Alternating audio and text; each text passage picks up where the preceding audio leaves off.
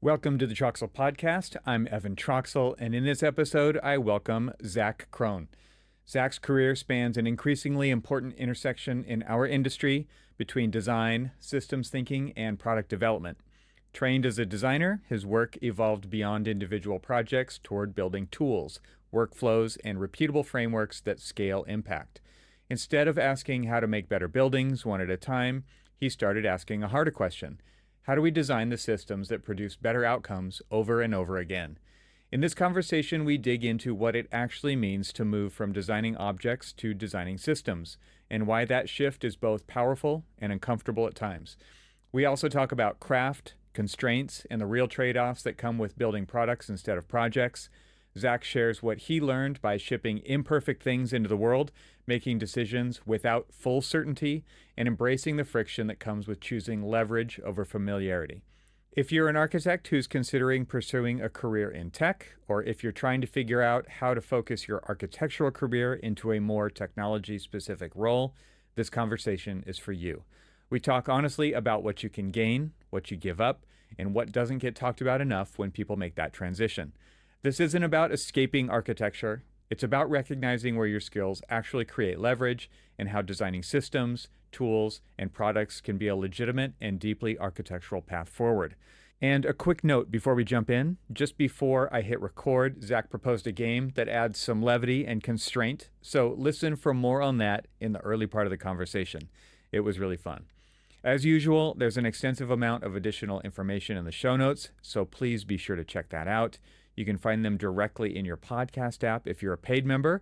And if you're a free member, you can find them over at the website, which is trxl.co. Lastly, you can really help the podcast by sharing the episode with your colleagues, commenting on and sharing my LinkedIn posts, and engaging with the conversation on YouTube. Please leave a comment with the final score that you got of Zach's and my game. So now without further ado, I bring you my wide-ranging conversation with Zach Kron. Zach, welcome to the show. Where do you work, Zach? This is the first test. Now we find this out is this is a terrible this is a idea. test. Right.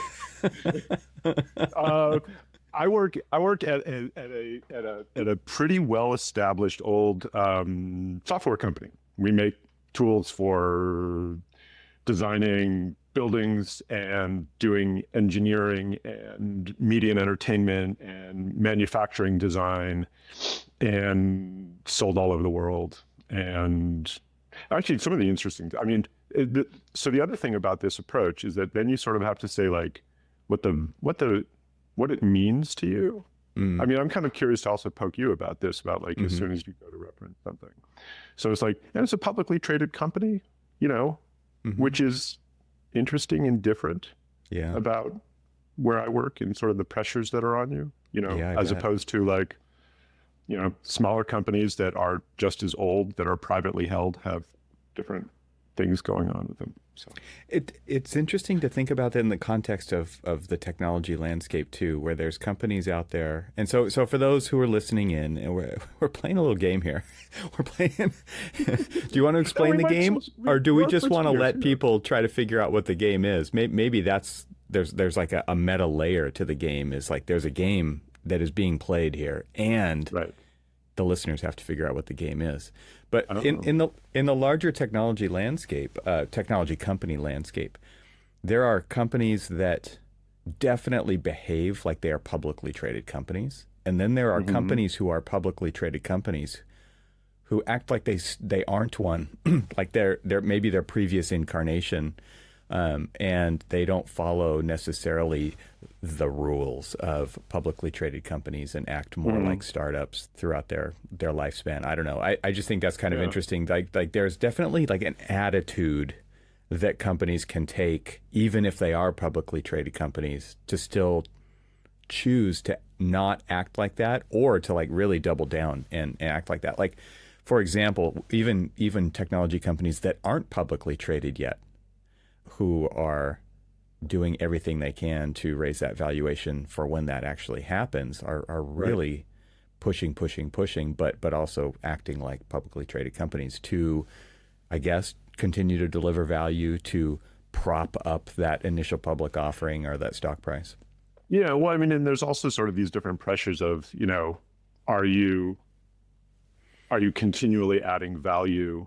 Everybody Hmm. sort of wants to do that, but then there's different ways of like, are you continually growing? Yeah. And the desire to be finding new kinds of people that your stuff appeals to, Yeah. and new things to sell people in some ways. And there's also, the whole dynamic of like, are you spending a lot of time with the existing user base, and are you spending time with like the new user base that like hasn't discovered your stuff yet?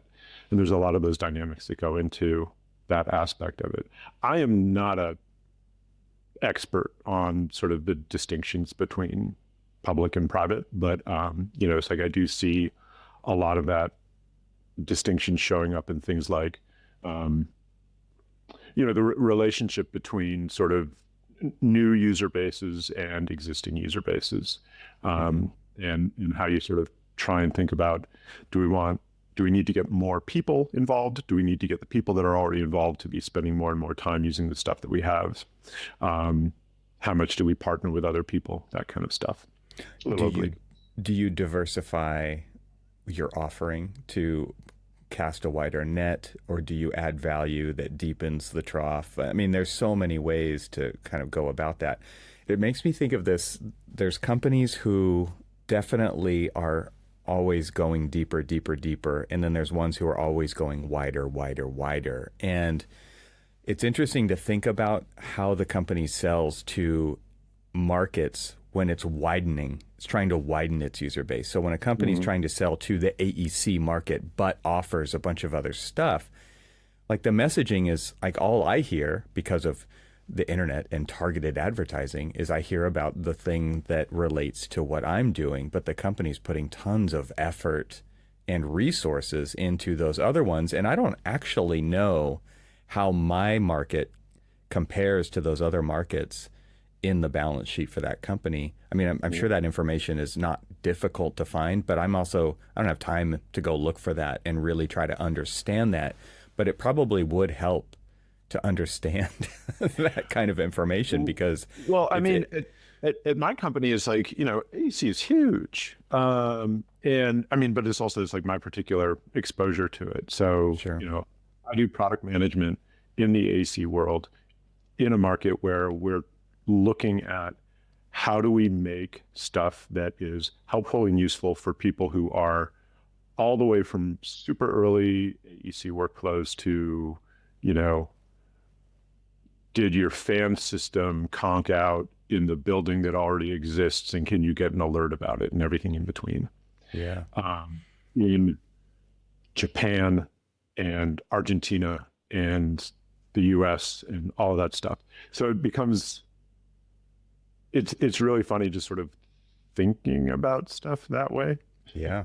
Yeah. Like stepping back and having that wider view of, I mean, you're perfectly illustrating what I'm talking about. And I know you're building on what I was talking about, but it's like this is what you understand because this is what you do, but there is all this other stuff going on all the time. Yeah. And yeah, it's really, really crazy. The other thing that you made me think of was just even how like there's publicly traded companies, there's private companies, but in the private realm, there's also bootstrapped VC, and then there's different incentives aligned with. I mean, there's your shareholders at that point, right? It's the group of people who are actively funding what you're doing, having Yeah. a say and looking for return on investment. Yeah. No, there's a lot of different ways to get to, oh my God, we need to grow like crazy. Yeah. And you don't need to be publicly traded to do that, right? It's Right. like anybody who's got a bunch of investors breathing down their neck is being told like, "Where's my friggin' hockey stick?" Um, Yeah. There's the title for the episode right there. for those at home that don't know, the hockey stick is the expectation of line go up of growth. That, like, you can grow nice and slow for a little while, but at some point people expect you to have exponential growth, which is it's a beautiful thing when it happens. Yeah, but super rare.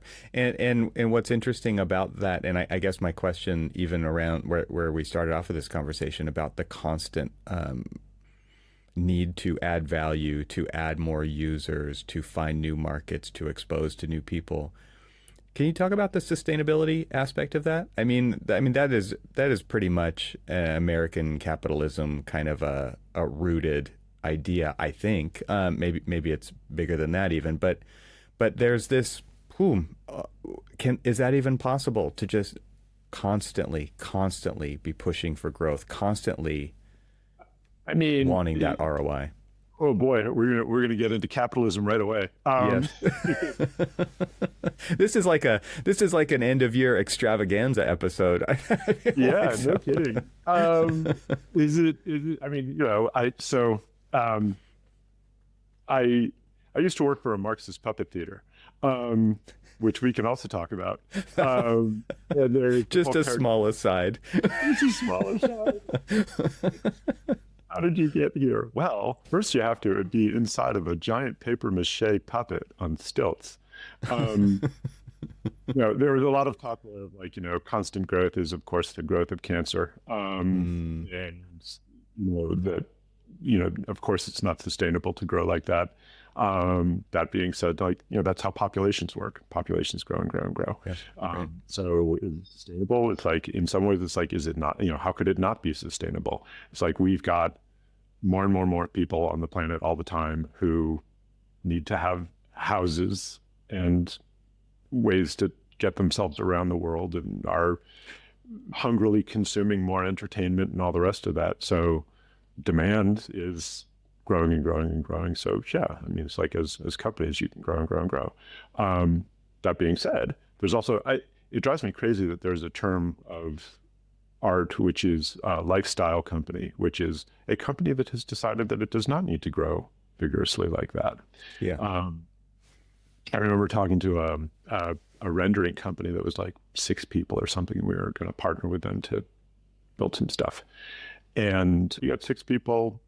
We're selling our stuff to a bunch of folks, and we're putting our kids through college, and we're paying our mortgage. And, I don't know if we can sort of get involved with this right now because we don't particularly need to grow. And it's just, it's very refreshing. It's just, great. Yeah, they were satisfied, right? I mean, it's interesting. I think about, there's a company that I follow called 37 Signals. They make a platform called Basecamp, and they've done a bunch of different things. And of course, they've grown and they've. Oh, dang it! So yeah, here we go. Take a drink. So they've grown and shrunk over the years, but they're not interested in VC funding. They're not interested in other people telling them what to do, I think is a big part of that. They're not interested in making something for everybody necessarily either. And so in that regard, I mean, there definitely are. There are many, that's just one example, but there's many companies out there who, like you said, they're just kind of satisfied with, and they want to make a sustainable business over the long haul, and constantly chasing the expectations, the framework of what we were talking about earlier is not interesting to them, because that is a never-ending game, right? That's an infinite game. Yeah, but I mean, once you kind of get into it, like for us, it's like at a certain point it becomes a responsibility in some ways of just, we've got an awful lot of people using our stuff. It's very exciting. It's like so last time you and I saw each other was in New York. I could walk around downtown New York and sort of look around and look at, I remember when that one was lines on a screen, and I remember when that one was lines on a screen. Mm-hmm. And people depend on our stuff, and they have more stuff they need to make. And so we need to make more stuff to help them make more stuff. So it's 2 different ways. It's as a company in our capitalist system, in a publicly traded realm, the expectation is that you're going to grow like crazy. And when you've got a lot of people that are depending on your stuff for an ungodly number of hours that they're putting in every month to make roofs over people's heads, they need better ways to do it. So it is a supply side and a demand side. So I don't know. We don't want to talk all of that. What? Yeah, I'm gonna squirrel right now. What's that stuff over your shoulder? Can you talk about that? I would love to kind of talk about your history. Sure. Yeah. This is yeah, I could sort of, I don't know. Are we in sort of vertical format? You're just seeing a couple No, of it's hearts wide. and It's so- wide. I only get to see a little bit, but I can go widescreen so people can see more of it here. Oh, so this is you're also joining me in my kind of art making place. So my walls are, for those who are listening just on the podcast, my walls have a bunch of artwork on the walls that are from my process.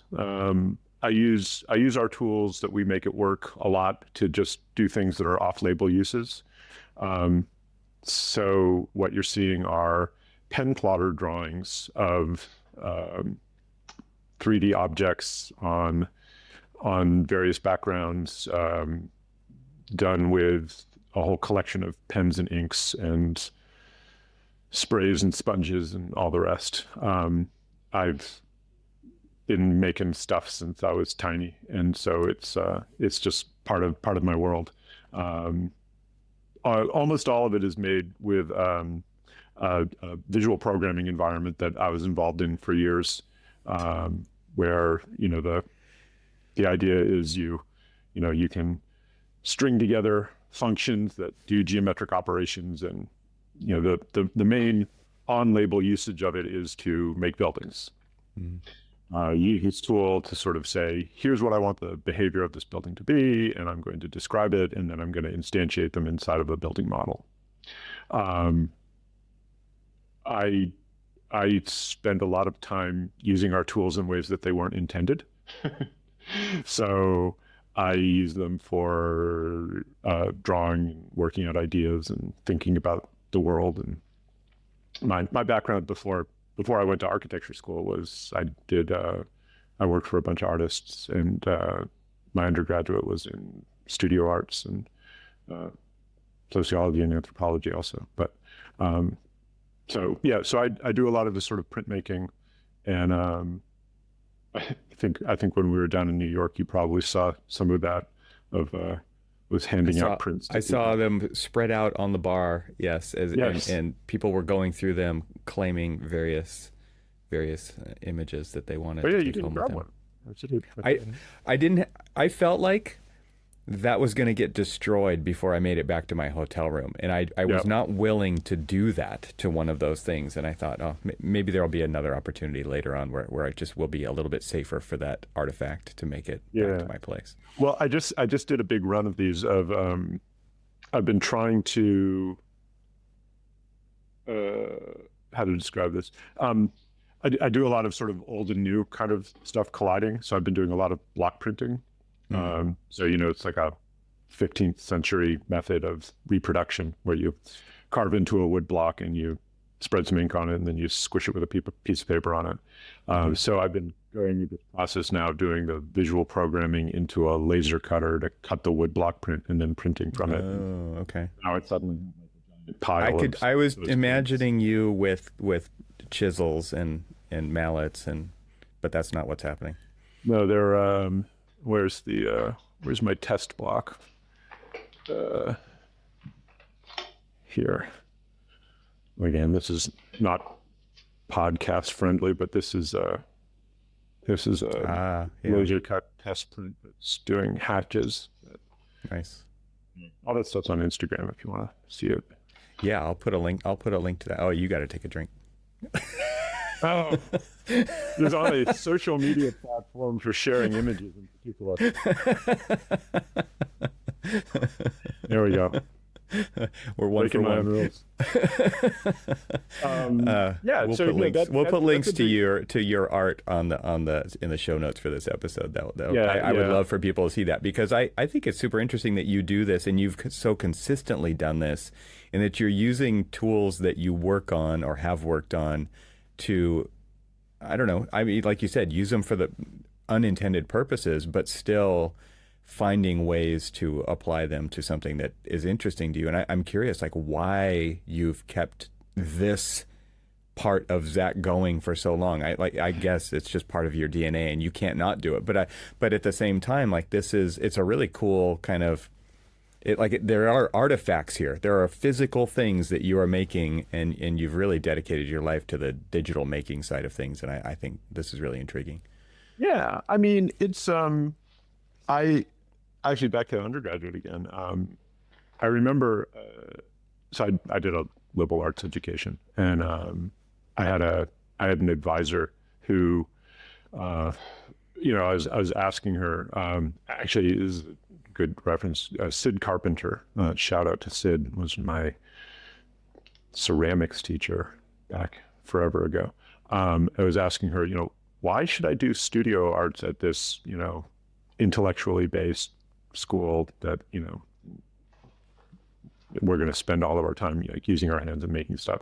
And her response, which was spot on and still rings in my ears, was making art is about thinking. Mm-hmm. And then, the stuff that you make sort of comes out of that. So, for me, it's like, when I go to a meeting, I always end up doing the marginal notes, because it actually helps me keep paying attention to what's going on.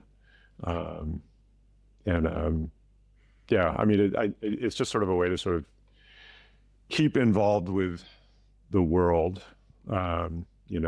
You see what's going on, you think about it, and you do something about it. And that's part of where this stuff comes from. I very much walk around like boy dropped to earth. Sometimes it's like my family sort of makes fun of me that I'm not the glass half full kind of guy. I'm the, oh my God, a glass.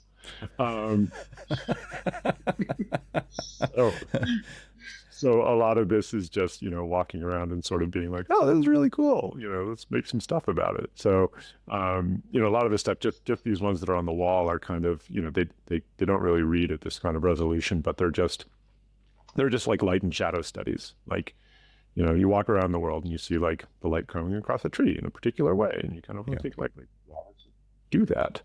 And that's where the visual programming stuff comes in, is that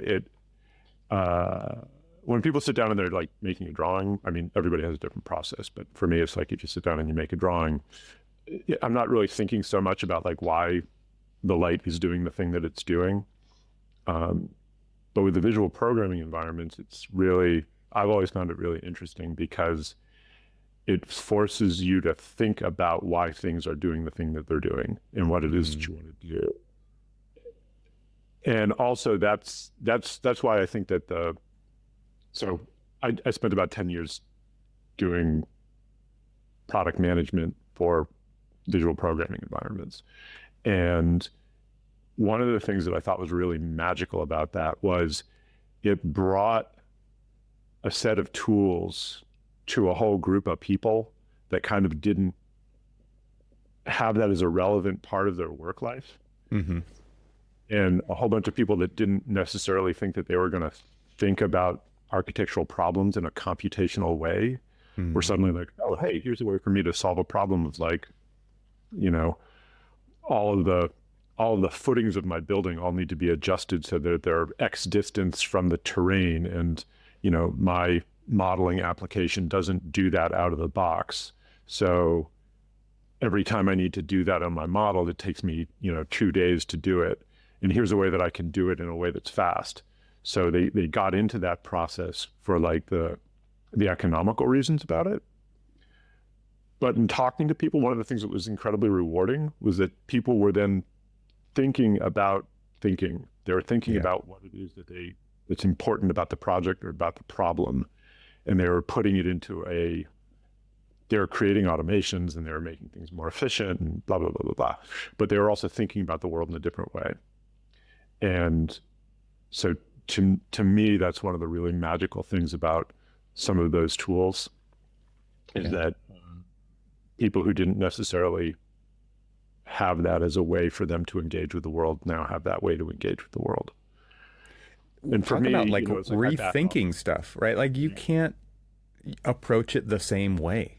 And so you have to rethink how you're even approaching the problem, and therefore maybe actually defining what the problem is instead of just plowing into it and taking it head on, which we were all trained to do in architecture school. Yeah, I mean, and some people hate it. Some people are just like, For sure. no, thank you, not for me today. No, Yeah. not today, Satan. Um, it's fine.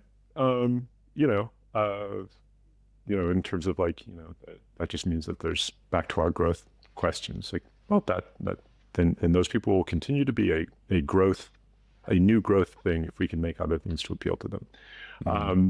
Yeah, I mean, there's a huge amount to be said for, muscle memory and intuition and gut instinct and all the rest of that stuff. The intentionality of computational tools and visual programming tools is jarring for a lot of people and very uncomfortable for a lot of people. There was a long time where I thought that it was going to be like this hockey stick thing of, we're teaching kids starting in elementary school how to think about problems computationally. I had a whole graph that I would use in different pitches for like, here's why you should keep investing in us. That was based on the deployment of visual programming tools in elementary schools, which started at a particular time.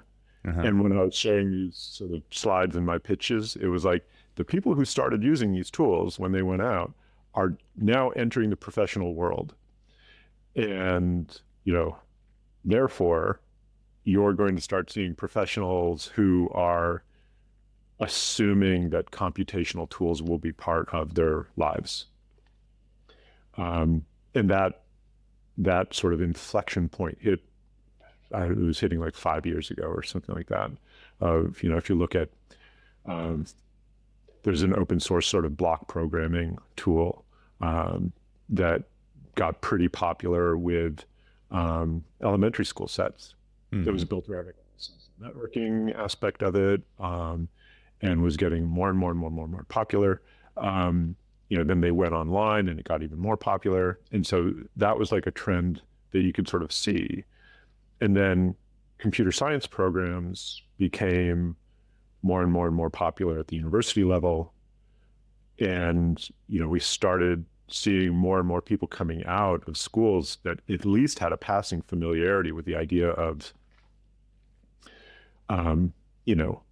there's a difference between integers and floating point numbers, and there's a thing that is Boolean logic, and geometry as a data type, and like that kind of stuff, which is sort of part of the grist for the mill of doing this kind of thinking. And my son went through that and is sort of in his last part of college, and seeing folks coming out of that now into the work world, it's super interesting right now, because there's the speculation of like, do we need all of these people who know computer programming? Because now you can VOP.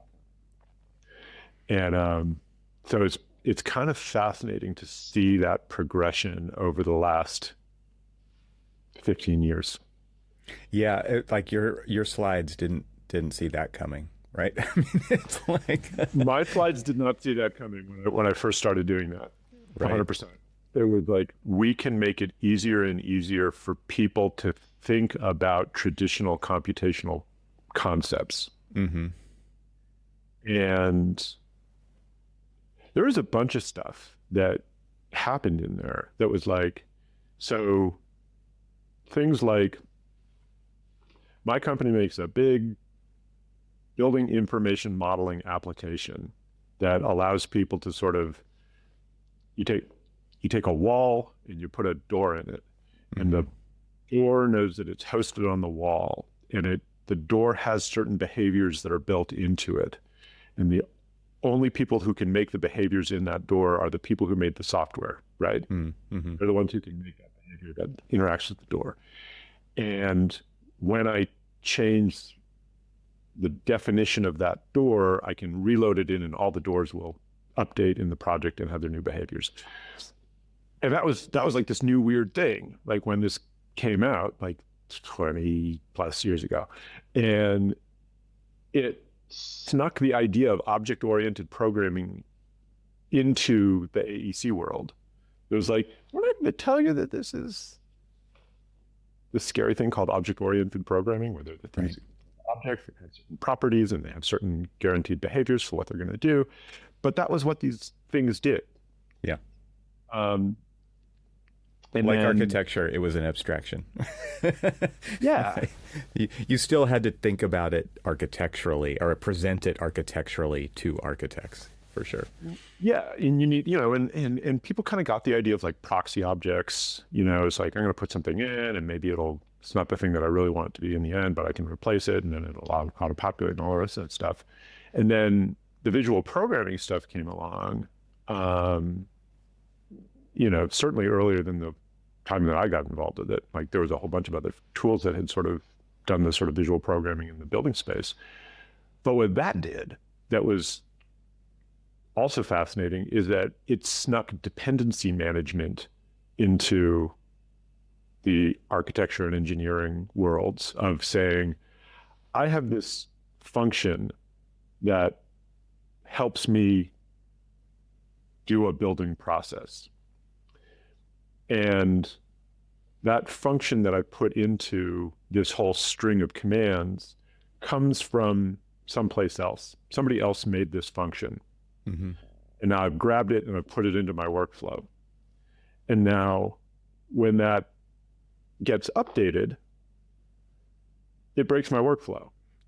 Yeah, which is, again, like it or not. It's like dependency hell is like a thing that, is kind of like, it's like an unsolved problem in computer science, and say, it's like, yeah, when you depend on other contributions to your tool chains like that, when it changes your tool chain, and then you need to update things. And then people who were doing visual programming sort of needed to figure out like, it's like, well, why can't you guys fix this so that I don't have to worry about dependency management? It's like, nobody's really solved it. So like, we're just passing on this other industry problem to you. Right. And then other things come up with things like, like quality assurance as a software process, then people need to sort of like, okay, you made a workflow that, works when you run it on 3 windows. But what happens when you run it on 100 windows? What happens when you run a window that's on a corner condition rather than a field condition? And people needing to start thinking about problem solving, like thinking about edge conditions versus field conditions in a kind of different way than what architectural training might do for you. And the vibe coding is just sort of accelerating that, so that people are now doing things where they're vibe coding very big complex things and it works on one problem, and then it blows apart when you apply it to a slight variation on that problem. So you still need to think about classic computational thinking problems. You just get accelerated into it.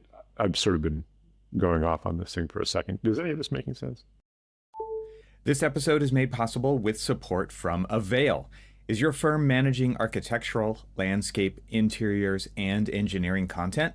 Avail's all-in-one content management solution stretches across all disciplines, file types, and content locations, so production teams can find everything they need all in one place. Thanks to Avail's desktop application and Revit, AutoCAD, and Civil 3D plugins, teams can consistently find and reuse all types of content, from specifications and calculations to 3D models and plans. As a result, standards-compliant models and drawings are easier to create, the documentation process is less chaotic, new hires are easier to onboard, and projects are delivered faster with fewer errors. Visit getavail.com to request a demo. That's getavail.com to request a demo. My thanks to Avail for supporting this episode of the Troxel Podcast. Now let's get back to the conversation.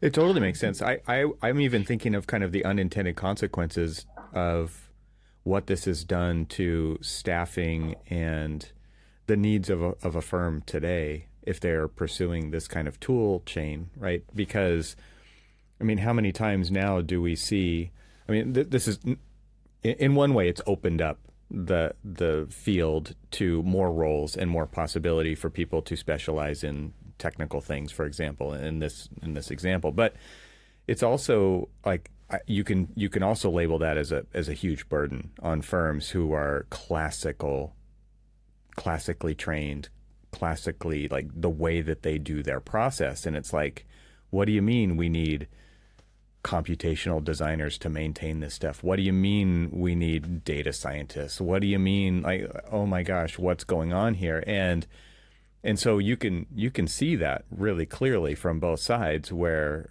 some firms who want to use this as the way they do things and the way they approach problem solving and the way they want to approach future problem solving by building tools that address those that are reusable, hopefully, and have people who are really dedicated to doing that kind of thing. And then the other side where it's just like it's an overwhelming burden for them, and it's interesting to watch that unfold over time. Yeah, I mean, I think that one of the things that I've seen in sort of the adoption of these tools is, what is it helping people do that either they couldn't do before or is just really hard for them to do? Mm-hmm. Some of the other stuff that the groups that I've been working with for years have been trying to figure out how to do is things like when you get into data-based workflows, that is, where you're saying, I'm gonna design the building in a particular way because I have a data source that I'm trying to sort of align with, whether mm-hmm. that's a building program or performance requirements of the building. You got data coming in. How do you process data and get a sort of a physical artifact out of it at the other end? In the other direction of saying, I have certain performance requirements at the end. What data do I need to put in the front in order to get there? All that becomes sort of, yes, you could do it in an intuitive and sort of, I'm going to try something, see if it works. I'm going to try something and see if it works. But it allows people to sort of put analysis into their workflows in a way that I think has been less accessible 15 years ago. Sure. So we've had a bunch of different tries at doing things, for instance, of giving people environmental analysis tool sets early on in the design process. We've kind of knocked our heads against that since, 10, 15 years. I know the groups that I've been working with have been trying to sort of say, is there a way to meaningfully get things like wind analysis or, just basic solar analysis, let alone things like carbon and that sort of thing, into people's workflows? And there's a bunch of reasons why it's been hard. I think the biggest one probably being that it needs to be demand driven on the sort of owner operator side, which is growing. But it's also, do people just have the tools that aren't crazy and cranky and nerdy? Mm-hmm. And we tried to do a lot of that with visual programming tools, but I think generally found that the mental overhead was too much for people. It was like, there was a bunch of sort of muscle flexors who were like able to sort of like, look what I made the tools do, of, being able to sort of exactly. I managed to wrangle this analysis tool into my pipeline for doing building geometry definition and that sort of stuff. And the newer tools that allow sort of, it's easier to do computation and it's easier to get data into the systems and it's easier to get data out of the systems, has also made it much easier for people to do analysis workflows. So on the supply side I think that there's a lot of change that's happened in the last few years of those analysis tools can just be much more accessible. Like people kind of have a little bit more of the sort of the technical literacy to be able to sort of say, here's the data source that is going to be plugged into my building design process. And that's less of an exotic thing. And that's something that I find really exciting right now, is that finally, like, it's not just something that you can do with nerds, but that you can sort of have a more ubiquitous availability of, It's not just making pretty pictures in the sun. It's that you can actually get performative data on your buildings without having to be a PhD for sure. And, our ability to also explain what it means has gotten a lot better. Just non-technical in that way. Just like, so for instance, the reason I was in the office yesterday was we had 30 or 40 kids in from the Boston school system who are using our tools and sitting down. Here's a great unpaid endorsement. I totally think everybody should try to see if they can explain what they do to high schoolers, to elementary schoolers, to, saying like, again, this is back to the sort of the thing explainer to Randall Munro, to the, getting rid of jargon. Can you explain why is your shit important to somebody who isn't in the AEC industry? It's scary as hell to stand in front of a bunch of high schoolers and say, so I'm going to explain wind analysis on buildings. And, you're competing with whatever's on their device screen at this. Yeah. Right. I did a kindergarten class once on geometric unfolding of, how to take cubes and all these geometric primitives and lay them out flat and then put them back together. That was fun. No, but so with the high school students was like, what does it look like to design a building that has really bad wind conditions? And being able to sort of, so our tools have gotten to the point where you can do stuff of saying like, I'm going to pick a place on the planet. I'm going to instantly get all the stuff that's right there in front of me. And I'm going to run sun and carbon and wind analysis on it, and bam, you'll get it. Explaining why that's important is kind of like that's not a technical thing. That's like how do you get that across? That's an experience kind of a thing, potentially, especially with wind, right? You look at, if you're familiar, in the Boston-Cambridge area, there's a famous sort of 3 sets of housing towers made in the probably late 70s. So they're, it's like the big vast sea of parking with 40-story towers spaced strangely apart from each other. And I remember looking at them like, that is my teachable moment. And it was really fun because it's like, you gather your buildings, you put them on the screen, and then you have everybody run their analysis. And it's like, what can you tell me about, like, we're gonna make a little pavilion, or we're gonna make a little sort of public space in here. Where's a good place to put that space? So, everybody goes and they put their spaces somewhere. It's like, okay, what happens? It's like, if you put your space there, everybody's going to have their hat blown off every time they go there, because these big fins make this funnel and they pull the wind through it, and it gets really fast and they can see it. Like, these big towers, when the sun comes up in the morning, it's throwing a shadow from one side. And when the sun goes down in the west, it throws a shadow from the other side. And between those two, you never get any sunlight. And being able to do that with, a bunch of 15-year-olds on Chromebooks right. is, for me, that was a very cool experience. Yeah, I bet. Highly recommend.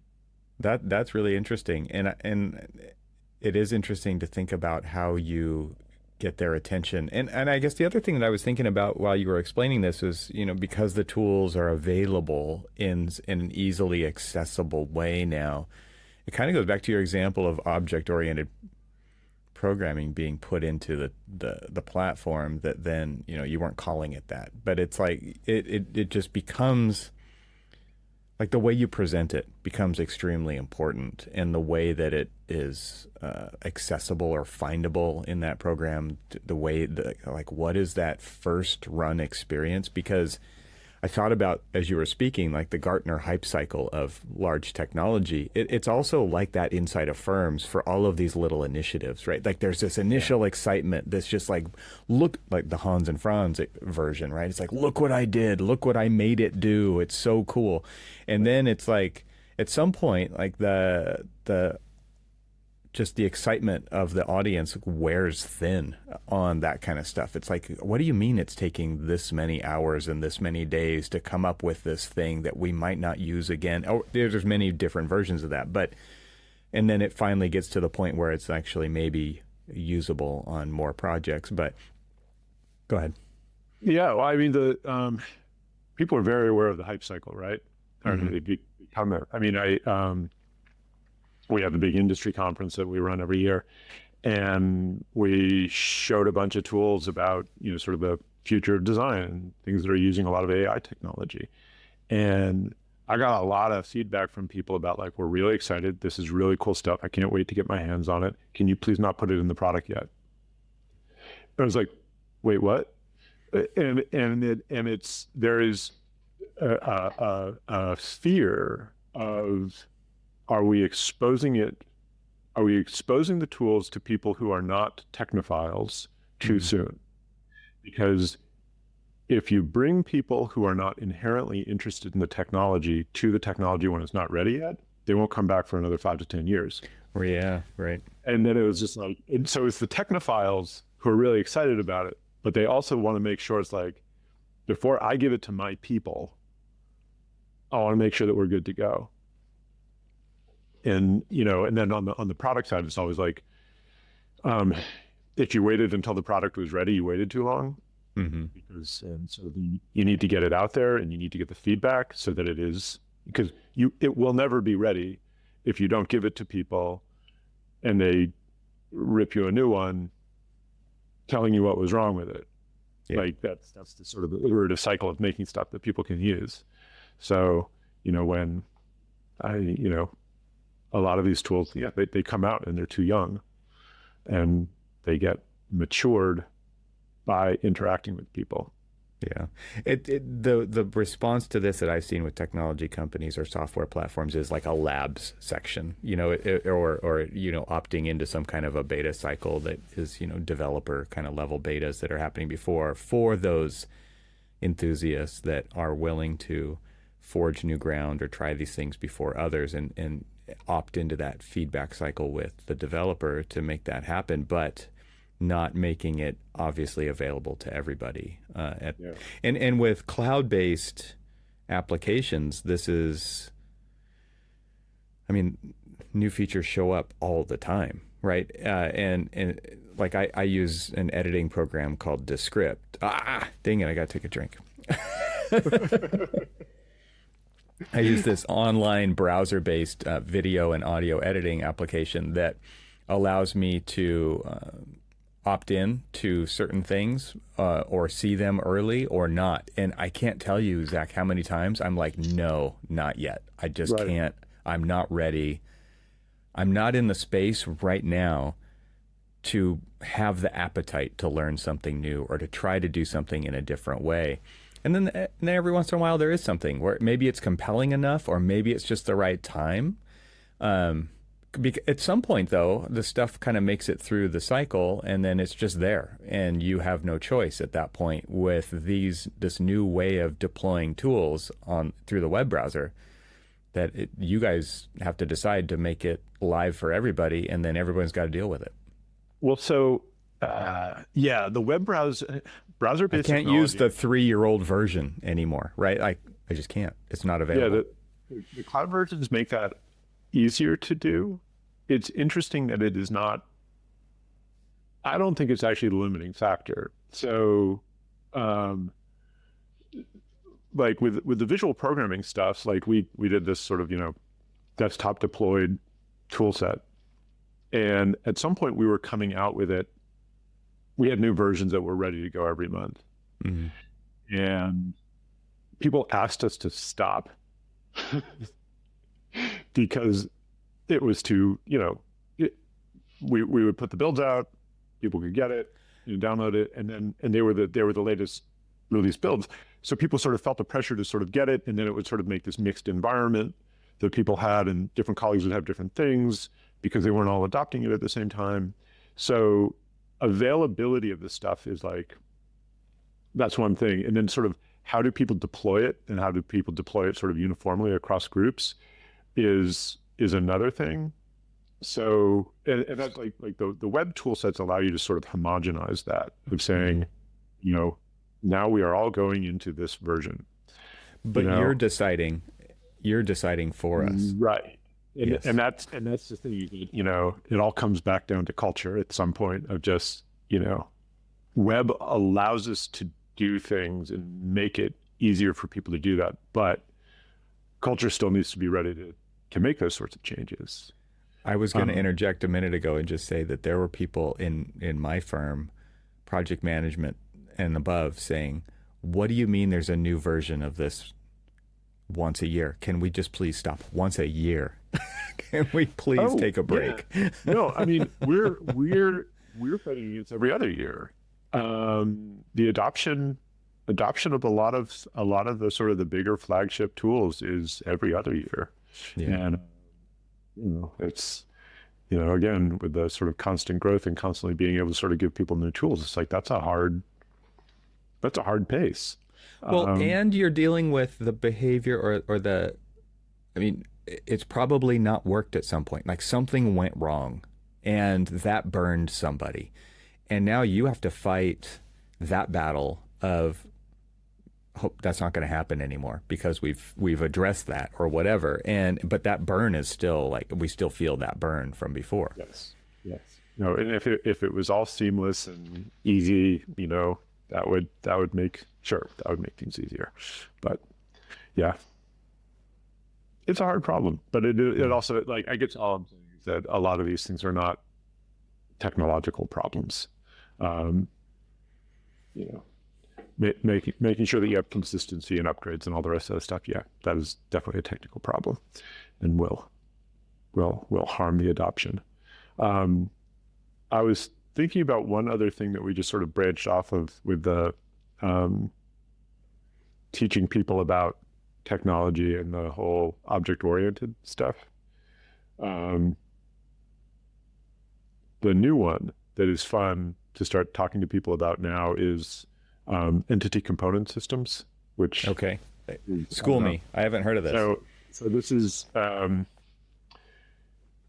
if things like building information modeling sort of snuck people into object-oriented programming, where it's like the factory makes a thing that when you put it into your modeling environment, it's going to have a certain behavior, and you're going to put it on a wall, and it's going to do the behavior it's going to do, is really good, and it's very stable, and it allows people to very dependably, have the window behavior, have the wall behavior, have the door behavior.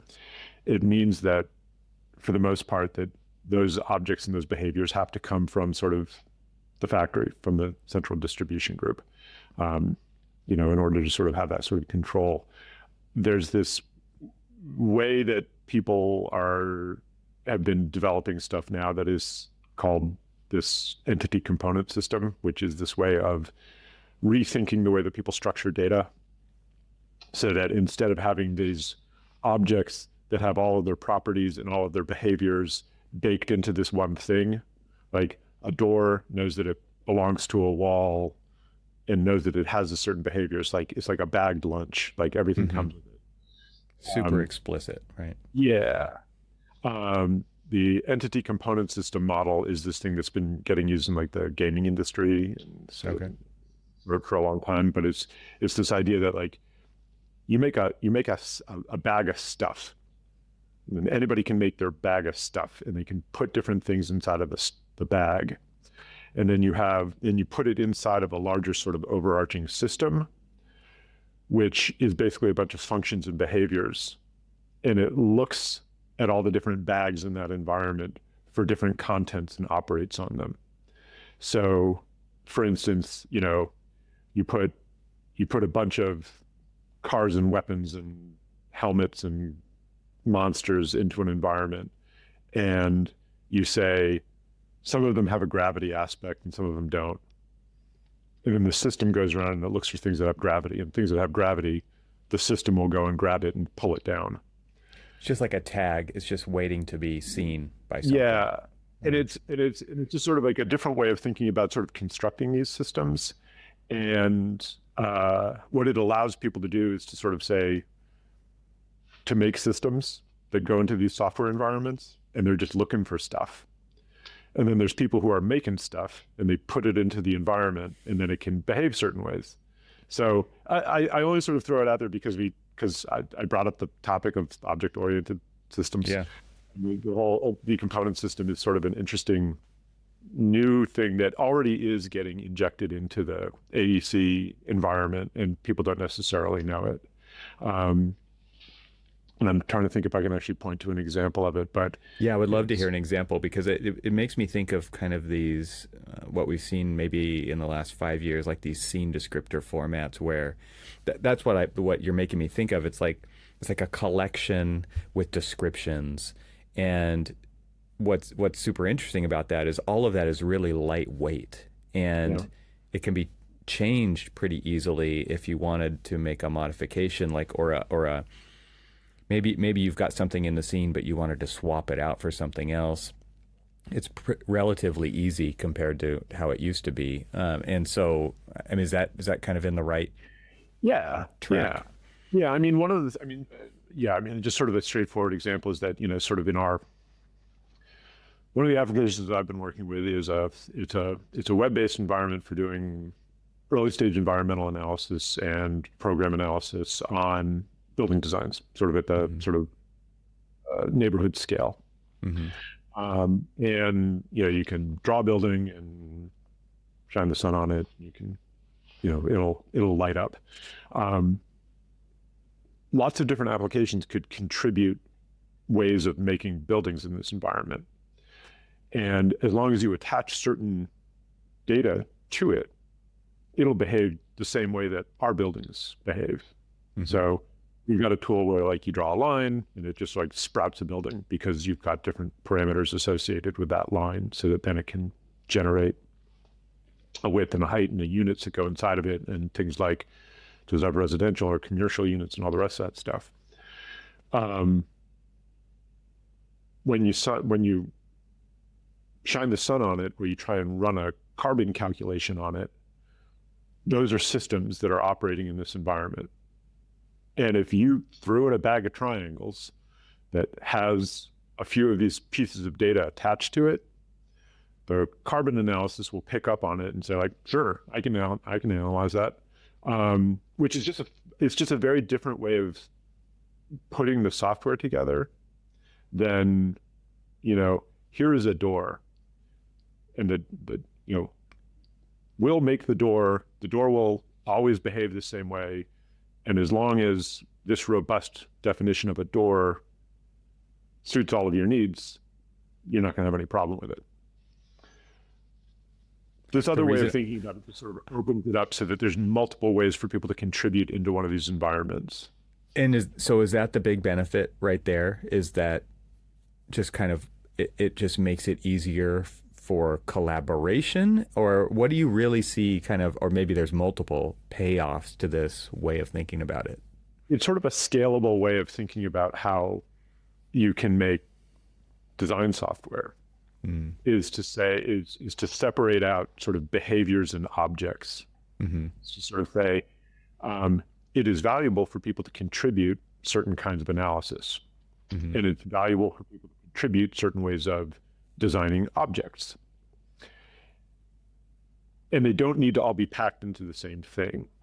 So you can have people who are developing tools that do analysis, and as long as the design objects that they're operating on have certain characteristics, they will play with them. And there are people who are designing software that creates buildings, and they don't necessarily need to know anything about the analysis stuff. If they wanted to interact with the analysis stuff, they need to include certain pieces of information with it.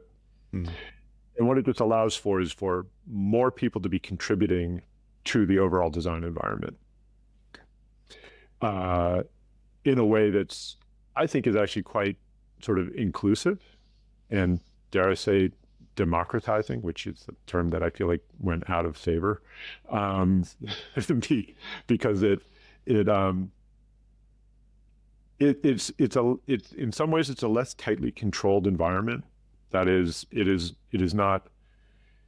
a system that is constructed and provided by only one provider. It allows for contributions from multiple different things, different people. It makes it a little bit more Wild Westy. Mm-hmm. It's like, you can make your building that operates within this environment. And if you didn't put in the information that allows us to do carbon on it, you're going to have building A, building B, building C. And for some reason, building B just isn't lighting up with carbon analysis because building B contributor didn't define their building that way. So then you got to go and see like, okay, well, why is B a special snowflake? Let's take a short break from the conversation to invite you to join the most influential technology leaders in the AEC industry at Confluence. Composed of in-person events and a podcast co-hosted by yours truly, Confluence is designed to foster conversations between AEC firms and technology companies so they can learn, share, and engage with each other to support industry innovation. Software company Avail, which creates content management solutions for the AEC industry, started hosting Confluence events in 2019 to understand what firms are needing, wanting, and thinking around technology. To learn more about Confluence, explore upcoming events, and listen to podcast episodes, go to confluence.getavail.com. My thanks to Confluence for supporting this episode of the Troxel Podcast. And now, let's get back to the conversation.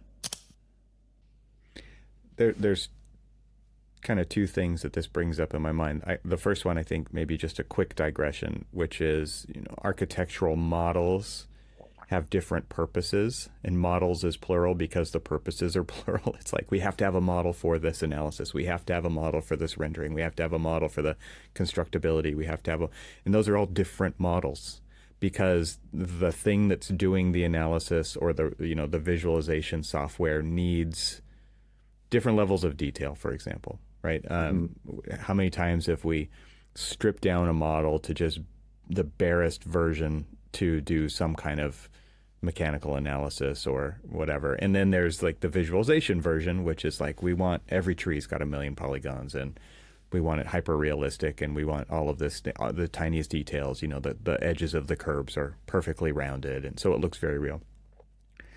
What it sounds like to me is this could potentially address that issue so that there's literally one model, right? And maybe that's just like the glorified vision of what this could possibly be. I don't know that it could get there, but it seems like it's more in line with that because how much time have we spent rebuilding stuff for these different purposes in service to, all the things that architects have to do, but it's also just a ton of parallel. I hate to call it rework, but it's like it's all happening at the same time for different reasons and incentives, but doesn't necessarily it's not the way we necessarily want to work. Yeah, no, and I think you're absolutely right. Actually, that it does allow us to sort of have singular locations for your project, for sure, and then have multiple representations that come out of it depending on the needs that you have. Of saying, I'm gonna have a line that defines my building. It's like the simplest thing, and then I'm gonna hang a whole bunch of properties on it, and then depending on the system that is looking at it, depending on the manner in which I want to interpret it, I can see I can pull different information out of it and see it in different ways. Sort of the idea that saying, like, if I have attached the appropriate information in order to do carbon analysis to the model, then it can derive it. That doesn't mean that every single model needs to have the carbon analysis information attached to it, but you can attach that information to it when and if you need it, and then they're all sort of built off of the same thing. There's a lot of discussion in this about authoring models and derived models, of saying, here's a model where you actually make the thing that you want to build. And then here are all the other models that you pull out of it to do things like analysis or simplified representations or renderings and that sort of thing. I feel like we've gone down a bit of a rat hole here, but it's also the stuff that I'm interested in. Well, the other point that I wanted to talk about there was just this idea of creating a place where lots of things could plug into it versus creating all of the tools where it's only possible to do that by you creating all the tools that allow the user to actually do that. And that seems to be a shift. I mean, I don't know a better way to explain it, but could you talk about the reason why you've gone down this path? Yeah, I mean, a lot of it is that, one of the things that's been pretty apparent over the last, 20 years of the life cycle of some of the, big, building modeling tools is that an enormous amount of the value that people get from them is from third-party development in contributions from groups that are not, the company that made the stuff in the first place. And, whether that's, opening up public APIs or opening up sort of a common data formats for people to contribute to, that's a big evolution. Like for our, building modeling tools, when they first came out, there was no API, there was no customization of the UI. Everything that was delivered through the application itself. And what people got from that was enormous amount of consistency and continuity. And you could do the whole thing of like, you could stand up, walk over to somebody else's machine and sit down and you would get exactly the same thing. Like there was no differences that were going to happen.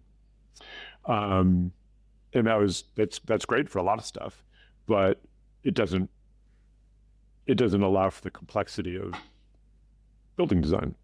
The people need more tools and they need different things for different people. And, there's a need to be flexible on these sorts of things. So that's on one hand is like, just like the multi-decade learning that comes from that, opening up APIs so that people can work on these things.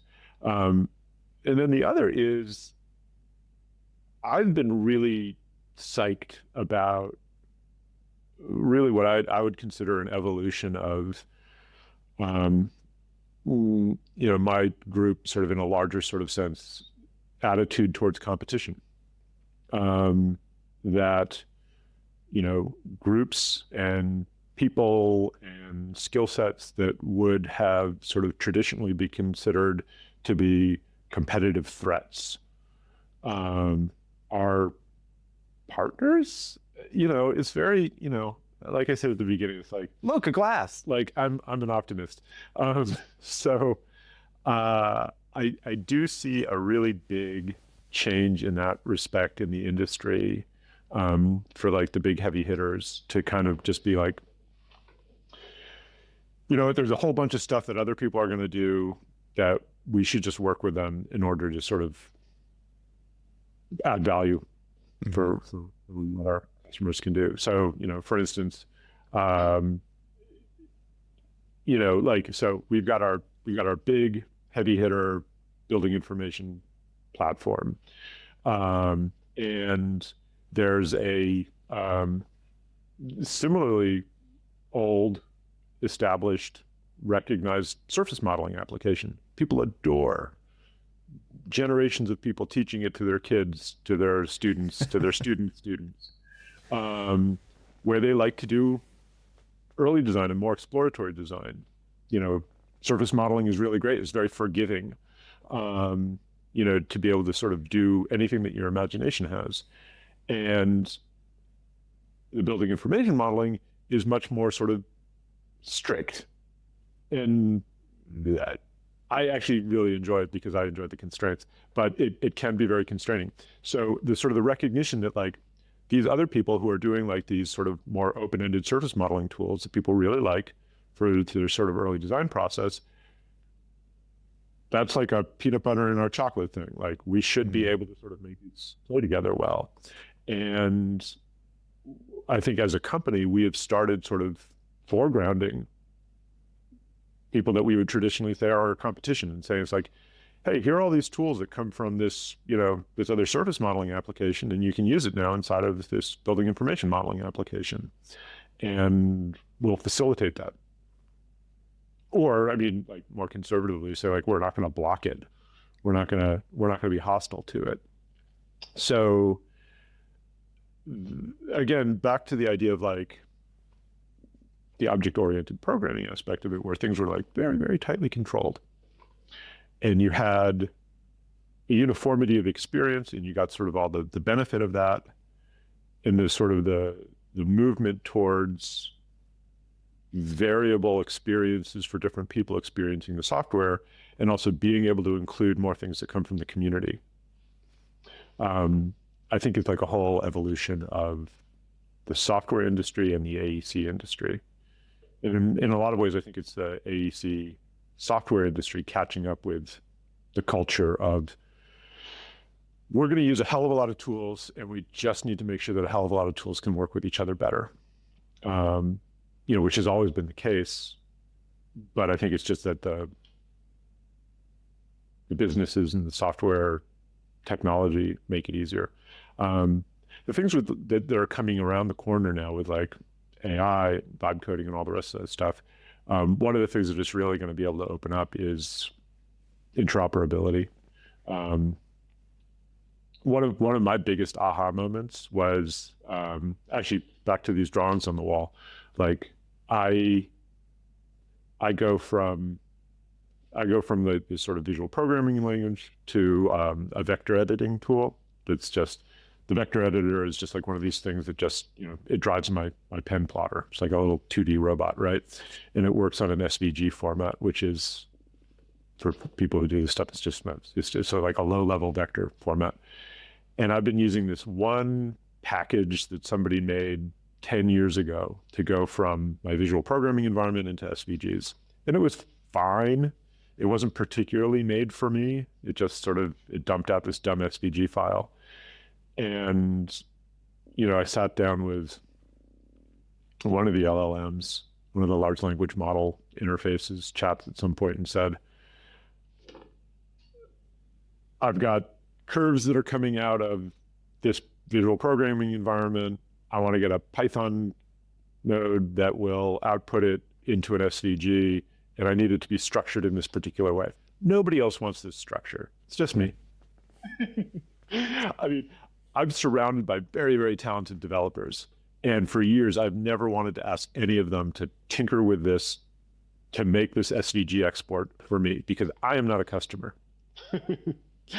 I do not represent our customer needs. And so I do not need to distract our developers with making this tool that will be customized to Zach fucking around in his home office trying to make hearts and whatnot. So, I just did this thing, and it nailed it in like 2 tries maybe. I think most people sort of like are having like some kind of aha moment of just like, hey, I got the AI and it did the thing. And to me, that the thing that was doing was, it was saying, I've got tool A and I've got tool B, and I need them to relate to each other in a way that is very specific to my needs. That is certainly not an 80% use case of the big platforms. And in the past, that's been, okay, well, now I need a independent software vendor to go and make this special plugin in order to do that. And now I can just do this thing. It means that like now I need to carry the burden of maintenance, and I need to carry the burden of like, the first time I did it, it worked great except for NURBS, and then it worked great for NURBS, but not like with, degree 5 or above, whatever. So I need to start finding all of my own edge cases and all these. So you can't escape the problems associated with software development.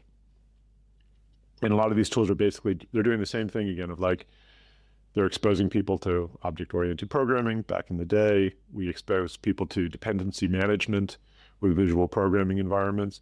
Now the AI tools were exposing people to quality assurance.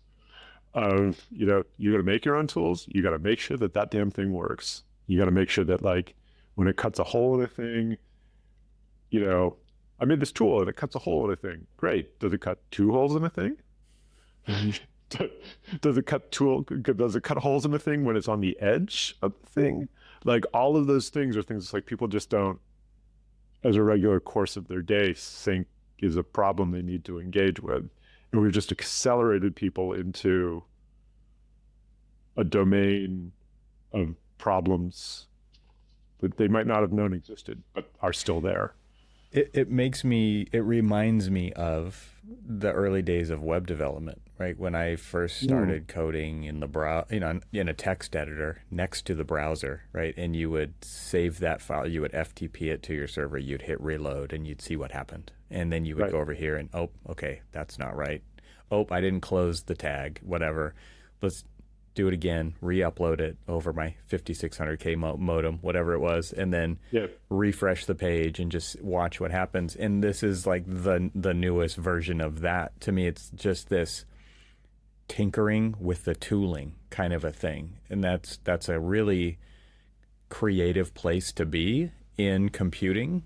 It's not geometry, it's not form making necessarily. It might be enabling you to do something like that, but it's really low level, like making the tools. I don't, you make prints and stuff. Like I've got a wood shop and I've actually had to make tools so that I could make something, physical tools, so that I made my own metal brake once because my wife wanted some cold boxes for the garden. And I could buy sheets of metal, but I needed to bend it and I wanted to bend it precisely. So I built a tool that would do that.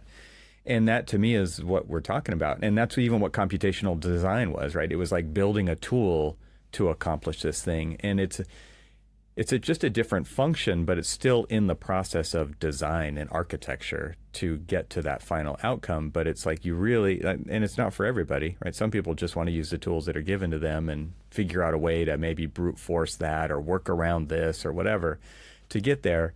Then there's like that other breed of tool makers. And it is interesting that it exposes you now to these other issues of maintaining your code, finding the edge cases, fixing the bugs, doing all of those things. But that kind of just comes with all the territory of being a tool maker. Right. And I think that that one of the things that it also sort of points, I think that this is a real distinction of it. The distinction between sort of scripting and coding is like something that people talk about. I'll just to sort of say like it's the difference between if coding is making a bulletproof tool that can be used in a lot of different environments and is durable over time, and scripting is I have a very specific problem that I need to make a solution for right now, and then I'm going to move on from it. And a friend of mine said that there's different ways of doing development where you either think about development as like development is expensive or development is cheap. Of like we're gonna spend a bunch of time and we're gonna think about the problem. We're gonna make a thing that does the thing and it's gonna be durable over time. Or we're gonna try something and we're gonna see it break and then we're gonna change it again. And we're gonna change it and we're gonna move on. It's like both of them work in different contexts. But a lot of so what I think that we're seeing right now is that there's a lot more capacity for people to do scripting and just understanding that that's what they're doing. It's the vibe is the new word for that, basically, right? Well, vibe, I would say that a lot of the vibe coding is doing scripting, and a lot of people might think that they're doing coding. That is, and it's like it is totally like vibe coding is really fun, and it's quite productive, and people should have a perspective on how durable they need the thing to be. Like, are you making something that is going to solve the problem, and then that's all the value that you needed from it, and the next time you're going to make another tool, do another thing. It's like when when you made your own brake to do your metalwork was your expectation that you were going to be able to continue using this tool. And so you made it in a particular way and you invested enough time to make sure that this tool was going to be durable over time versus, I just need to do this thing so that it makes these boxes for the garden. And then I'm going to move on. Yeah, absolutely. I totally see what you're saying. And it is interesting to think of the range and that question often never gets asked in the beginning of the process, right? Which is kind of setting that mindset moving forward. It's just like, we don't know, like, let's find out even. Like that's that's probably another viable path, right? Let's see. Who knows? Well, and I think that this is actually a really exciting part of some of the new technology that's coming out around, prompt-based interfaces for AEC tools. Is there's a way of sort of saying, I want to ask a question of my building, or my model, or I want to do this thing of, like, I think one of the things that we showed recently was window to wall ratio area. Like, can you ask your building what its window to wall ratio is? And there's ways to ask that sort of in natural language where you say, just what's my window to wall ratio? And it'll give you an answer. And now you need to sort of say, like, okay,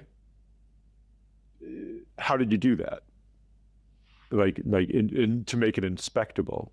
And then once you inspect it, can you repeat it?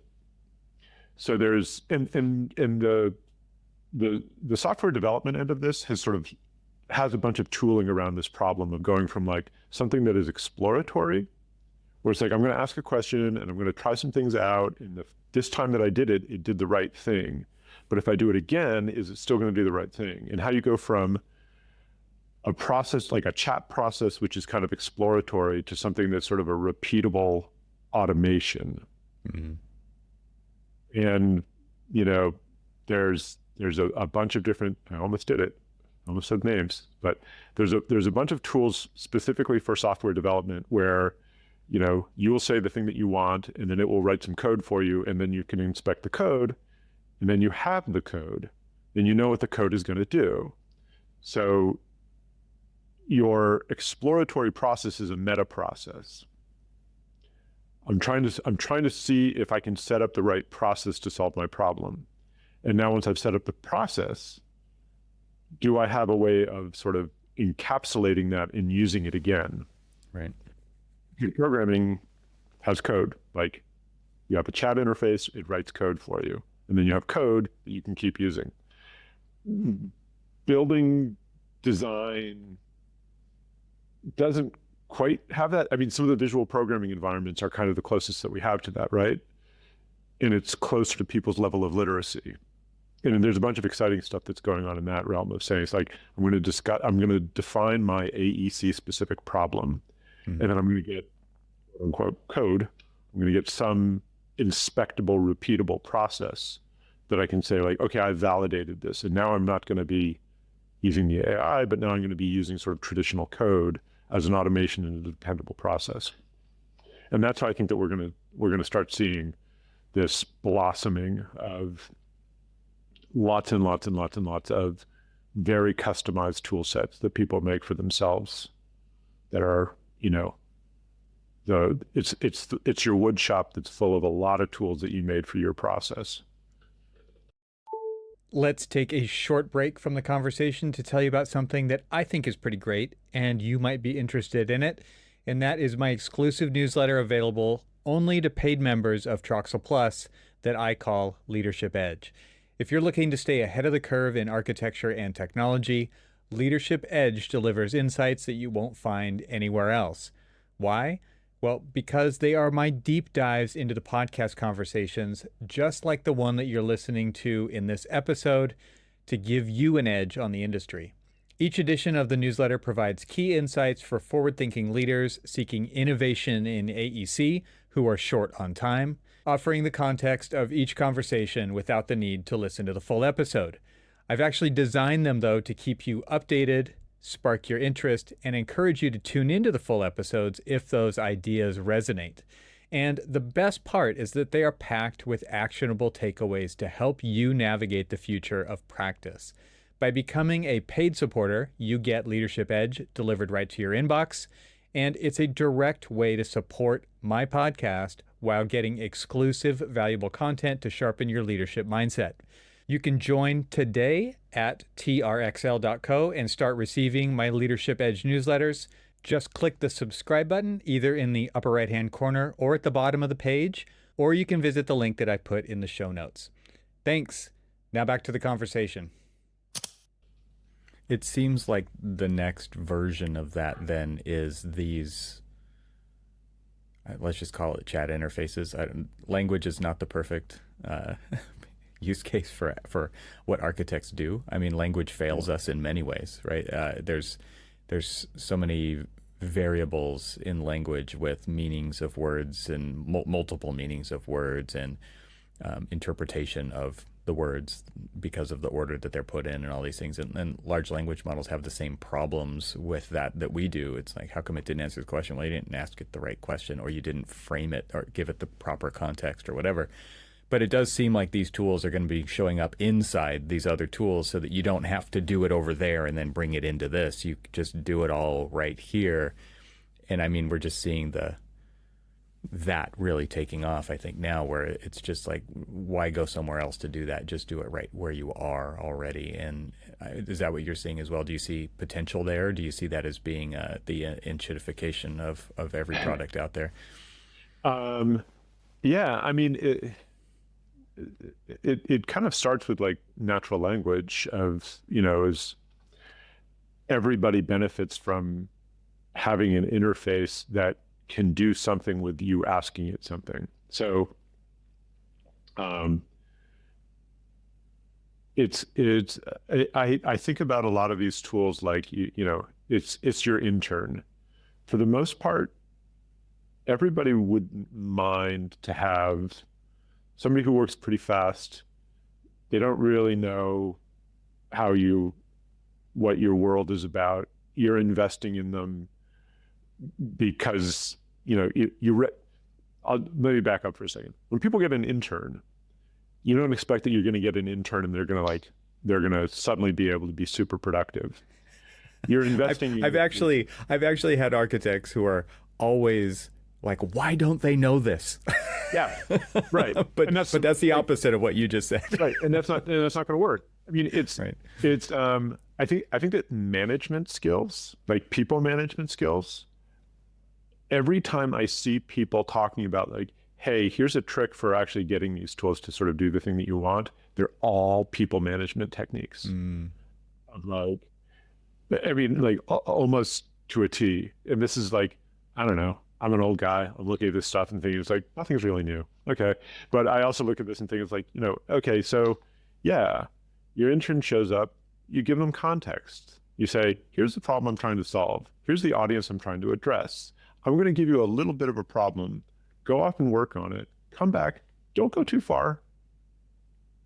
Take a first step in this. Come back. Ask me some questions about what you've learned, and then go back and do it again. And like, I'm going to try and set you up for success, because every time you get some more success, you get a little bit better. And I mean, it's exactly the same description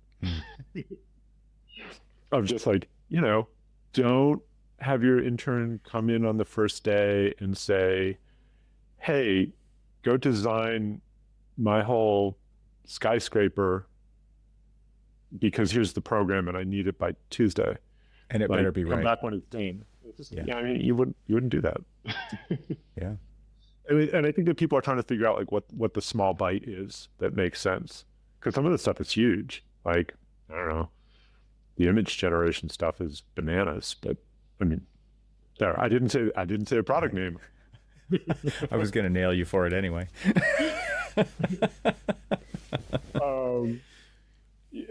But at the same time, it's also like, it's addressing a different problem of like, yeah, but that isn't the building. That's a picture of the building. It's a picture of a building.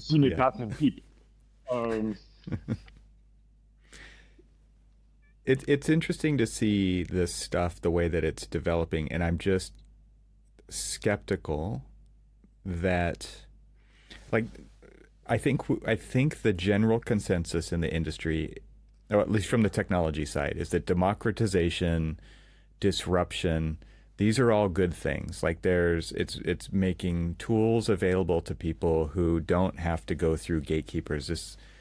What was that? What was that book called? I mean, it's like the about the professions, right? And it talks about kind of the Future of the professions. yeah, the future of the professions, Oh, so good. and it talks about the gatekeepers and disruption, and it talks about kind of, the next version of whatever you do is not going to be like this version, or if you plan on surviving.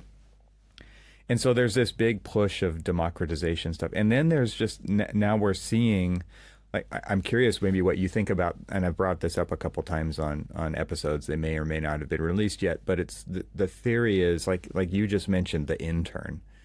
And so what actually happens to the real people interns in this scenario when I don't need one anymore? When if I'm not thinking that it's important to proliferate the way that I approach problem solving in this industry by investing in a real person to become the next version of maybe even the potential that I can't even foresee, right? That's totally a viable outcome, right? You investing as a professional, as an older individual in the profession, into a younger person who's going to take it somewhere you never did, never could. Obviously, there's lots of influences on that. But what if that's technology now instead of a real person? Because I used to be concerned about the older people in the industry not being technology literate and just retiring with all of their wisdom. And now we've got these young people, and hopefully that got codified into something, but probably not. And what do they have to rely on when nobody's investing in them because the tool can do it? So Robert Utani from Q2, Mm-hmm. he gave a talk recently that you were also at, that he put it in, I thought that he actually put it on a nice kind of, it's a not a binary switch of talking about in his day when he was learning the tools of the trade for doing structural engineering. There was some process that he had talked about that he spent like 2 years. He did this thing that was what you had, the junior engineers do. And while it was valuable for him to do that thing, it wasn't valuable for him to do it for 2 years. And again, I think that Robert's also sort of a, a techno optimist in this way of thinking that it doesn't mean none of this stuff goes away, but it probably means that we don't have to spend quite as much time thinking about it as we did before. When did you learn how to do poché? Absolutely. Yeah. Did you use Frisket or did you? No, I mean, by hand. I did the whole, it's like a triangle and a straight edge, and you just make a line, move, make a line, move, make a line. Very meditative. It's like, it was great. I'm actually really glad that I did it. Am I glad that I didn't have to do it for 2 years? Absolutely. You learn a little bit by these things, but then there's things that make it so you don't have to do it all the friggin' time. Yeah. And what I think it means is that people will accelerate through their early training faster, which, again, going back to the sort of the intern and the management, means that people will become managers faster. That is, you understand a process, and then you understand how to oversee a process, and you understand how to delegate processes. But that the first thing that you do isn't delegating processes that you don't understand. So it may be, I mean, and I think that this is traditionally what's happened with technology anyway, is that people learn more things not as deeply. And that is something to lament. I mean, for sure. Of like, I'm doing block making, at a certain level of shallowness, because it's really easy for me to go onto Amazon and buy a press, and I'm not making the blocks with a chisel, and I don't have to grind my pigments in a mortar and pestle. And my involvement in the ink production is a loss to a depth of this technology and this craft that I could have had. But you know what? It means that I can also have a day job, but it's also very fulfilling. So, we're going to get to do a lot of different stuff. And some of that stuff you're going to want to do deeper than others. And we're going to have a lot of dilettantes, which is, again, it's like, that's not a special thing to this technology. Like, technology allows people to have a shallower experience of things that otherwise meant that you need, it's like, that otherwise you would have been up to your elbows in. It makes me think that the value of the license, and I say that with maybe 3 asterisks after it still, right? It's just like maybe worth even more in this kind of potential future environment because of the rigor it takes to get that, and then the risk associated with it, like in the insurance and all of those things that like lock you into that system of legal, ramifications. It's interesting kind of think about that part of the overall process. Interesting. So you think that this could potentially make licensure and professionalism more essential?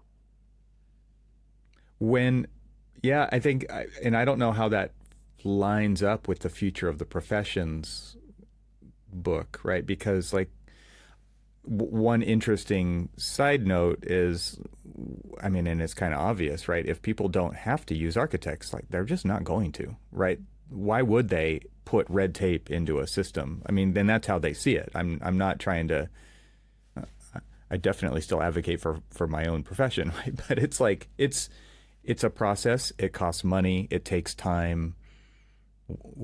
It's black box at some level, all of those things. And the book really argues that is going away because of technology and disruption, because the information is available. But it also means that, we really need to be able to regulate the health, safety, and welfare, literally, of the occupants of these things. And therefore, and I hate to say it this way, because I don't think architects should merely be able to rely on the fact that there is a law in place that says in order to do these kinds of buildings, you have to have this kind of a person stamp it. I think that is a really thin thing to rely on.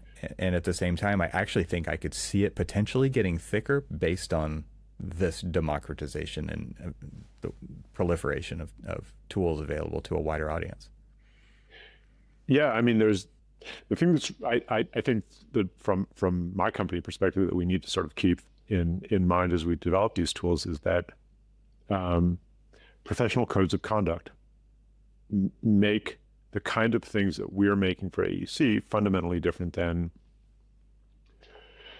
media and entertainment. What the robust graphics industry is needing to do right now. And there's 2 specific items in the architecture industry that I believe are coherent with this, which is you can't make anything that you can't provide anything that you don't actually have the skills to provide, which is like, it's so funny to sort of see that now in this context of like, it's like, well, yeah, you shouldn't do that. But that is not a requirement of lots of other sort of work. It's like, if you can provide it, like, and the other is I'm trying to remember, there's 2 specific parts of the code. One is like, don't provide anything that you don't have the skills to provide. And the other is don't sign off on anything that you haven't inspected. Right. And those are 2 things that are sort of real basic, but that's That's the whole ball game, Mm-hmm. right? You know, if you don't know how to do structural analysis, don't say that this thing is structurally sound. Mm-hmm. Um, and if you didn't actually read all of these drawings, don't give them to anybody. Yeah, the terms are escaping me right now, but like responsible control, right? It's like you have to have overseen even the production of the work, and that rarely happens, right? It's still they still get reviewed, they still go through the QA process, and that I guess probably satisfies that requirement. But you're right, it's like that your license, your registration, actually, in the code of ethics, right, is all glued together at that level, and therefore, I mean, and I think what's interesting about that is I think you know, what is the value of architecture, and I don't necessarily think it's a stamp, right? It's there's been many unlicensed world famous architects who I shall not name, dare I name them, but it's the buildings are incredible, absolutely incredible experiences. They're world heritage sites, they're, you know, all of these things, and they weren't licensed. And so I don't think it's that. And so it is an interesting place that we operate within, this whole environment. And it's got a bunch of things pulling us in different directions. But I the technology side of it is curious to me, of where we're going with this and what it means to be a licensed professional. And could it actually mean more? And the promise, I guess, of these tools, like you're talking about, kind of the getting up to speed part, not having to take 2 years to do a thing,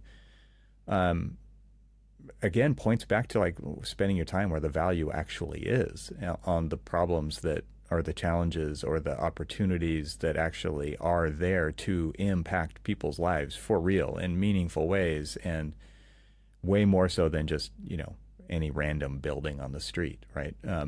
But in a very architectural, spatial way, with all the things that come along with that. I think we all can cite examples of buildings that really make you feel a certain way, really do their job in that way. Not every building needs to be that, of course, but I would hope that with the proliferation of these tools and with the democratization of them, that we would actually see a lot more of that, and that would be more available to people to understand why architecture matters. Even if it does mean architecture costs less, maybe there's more of it instead. I don't know. Yeah, no, there's a lot of discussion also, I know, within my sort of work circles about um, architecture is not available to most people. Yeah. So when you say, you know, that there's, again, back to sort of growth markets, there's a lot more people who could be affected by architectural design thinking. So I think there's a very positive value in that, one way or another. Population's growing, world's growing. A lot of people need more of that sort of personalized attention. And these tools, though, like, okay, so tools like the ones you work on, a lot of times the examples you see are just these boxes with punched openings. And okay, like, it's really important when we talk about architecture and the design process to say, like these are the most basic versions of testing ideas out. This isn't architecture yet, right? These are the first steps that get us toward architecture. And we still have to spend, or I don't know, spend the time is necessarily the right way to describe it, but it's like you still have to apply the architectural training, the architectural process, the understanding, the experience, the wisdom of doing projects, all of these things to that, to create architecture. So like, it might be easier to make buildings than ever, but at the same time, like, I would hope that people still just see this as, and this is for architects to do some education around, I think, is just like, these are the first steps. And you can pull this out in a client meeting and people can all be there participating, and you could be doing stuff in real time, but it's not architecture yet. Right. At the same time, back to my sort of 1970s 3 giant tower project that I was looking at with the high school students, that creates wind tunnels, creates awful shade effects and all the rest of the stuff.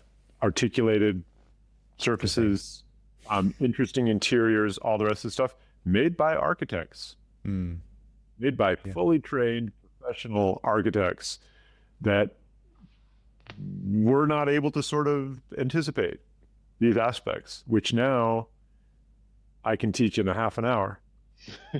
Touche. Yeah, no, absolutely. So, I look at a lot of this stuff out there. It's like people have the capacity to screw up stuff really well too. Yep.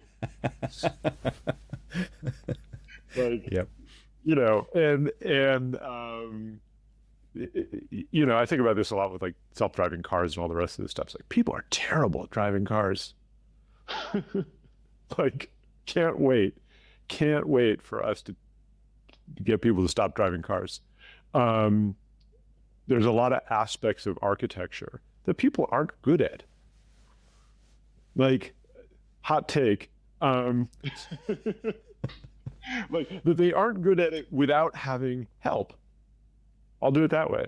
Of saying it's like, it's hard to look at a big slab and sort of understand all of its behaviors and all of its, like, after 40 years in the industry, there's a lot of things that people can anticipate about how a building is going to behave, or how reasonable a program is, how reasonable a cost estimate is.